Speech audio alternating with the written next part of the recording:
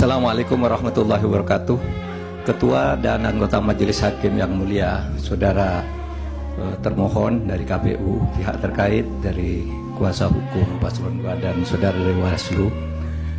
Dalam perjalanannya yang mulia, MK Indonesia pernah memberi warna progresif bagi perkembangan hukum konstitusi di Indonesia dan pernah dinilai sebagai lembaga penegak hukum yang sangat kredibel. Harvard Handbook tahun 2012 seperti ditulis oleh Tom C. menilai MK Indonesia adalah salah satu dari 10 MK paling efektif di dunia.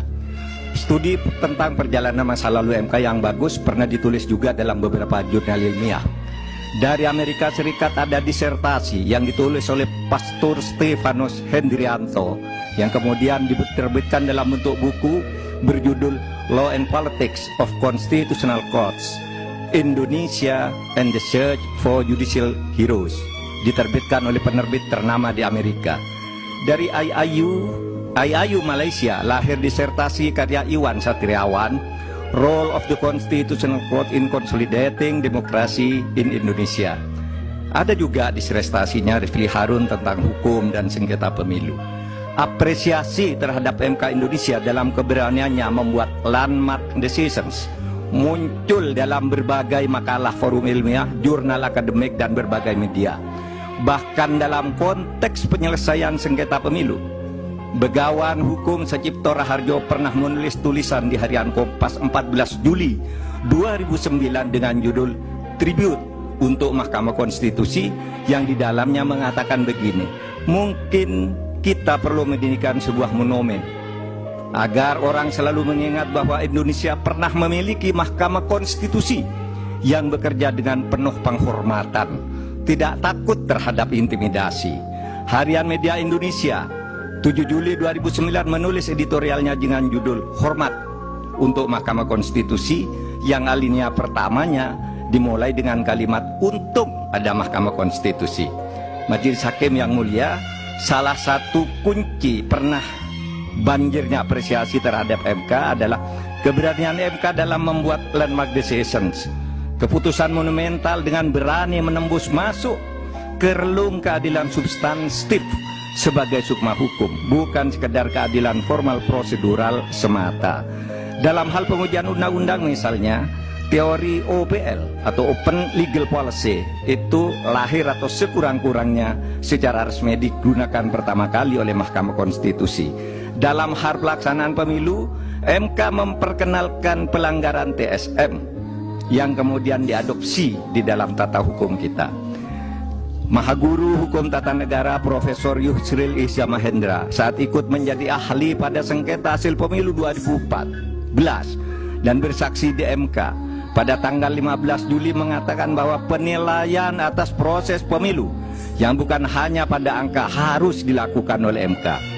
Pandangan ini bukan pandangan lama, melainkan pandangan yang selalu baru, yang justru terus berkembang sampai sekarang. Menjadikan MK hanya sekedar mahkamah kalkulator, menurut Pak Yusril, adalah justru merupakan pandangan lama yang sudah diperbarui sekarang. Di berbagai negara judi selektivisme banyak dilakukan oleh Mahkamah Konstitusi maupun Mahkamah Agung.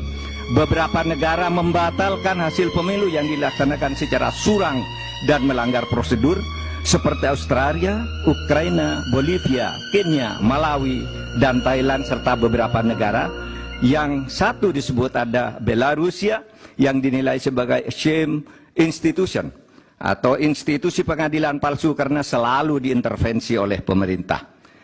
Akhirnya kami tahu sungguh berat bagi MK dalam sengketa hasil pemilu ini. Pastilah selalu ada yang datang kepada hakim yang mulia untuk mendorong agar permohonan ini ditolak. Dan pasti ada pula yang datang yang meminta agar MK mengabulkannya. Yang datang mendorong dan meminta itu tentu tidak harus orang atau institusi, melainkan bisikan hati nurani yang datang bergantian di dada para hakim, yaitu bisikan yang selalu terjadi antara ammaroh dan mutmainnah. Saya memaklumi tidak mudah bagi para hakim untuk menyelesaikan perang batin ini dengan baik. Tetapi akhirnya kami berharap MK mengambil langkah penting untuk menyelamatkan masa depan demokrasi dan hukum di Indonesia. Jangan sampai timbul persepsi bahkan kebiasaan bahwa pemilu hanya bisa dimenangkan oleh yang punya kekuasaan atau yang dekat dengan kekuasaan dan mempunyai uang berlimpah. Jika ini dibiarkan terjadi, berarti keberadaan kita menjadi mundur. Kami berharap agar Majelis Hakim MK dapat bekerja dengan independen, penuh martabat dan penghormatan. Bagi kami yang penting bukan siapa yang menang, siapa yang kalah. Bagi kami, masalah ini adalah beyond election, melainkan harus merupakan edukasi kepada bangsa ini untuk menyelamatkan masa depan Indonesia dengan peradaban yang lebih maju melalui antara lain berhukum dengan elemen dasar sukmanya, yaitu keadilan substantif, moral, dan etika. Terima kasih Yang Mulia. Assalamualaikum warahmatullahi wabarakatuh. Waalaikumsalam.